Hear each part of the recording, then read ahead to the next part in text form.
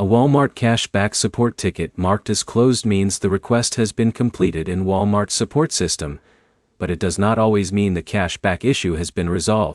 By the end, you'll know how to check a closed Walmart cashback ticket, what information to review, and what steps to take if your cashback problem is still not fixed. Start by opening your Walmart account and reviewing the closed support ticket. Check the conversation history, support responses, and any updates attached to the request. This shows whether Walmart provided an answer or closed the ticket without solving the issue. Next, review your cashback activity and order information. Confirm that the purchase connected to the cashback request appears correctly in your account. Check the order details, purchase date, and any related rewards or cashback information available.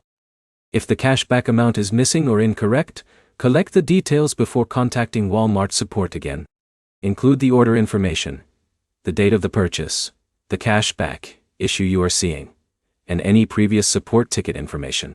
Clear details help support identify the exact transaction instead of asking you to repeat the same information. If your original ticket was closed, but your issue remains, submit a new support request or contact Walmart support again. Explain that the previous ticket was closed and that the cashback problem is still unresolved. Avoid creating several support requests for the same cashback issue at the same time.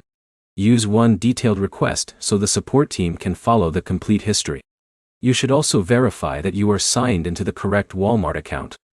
Cashback details may not appear if the purchase or rewards information is connected to a different account.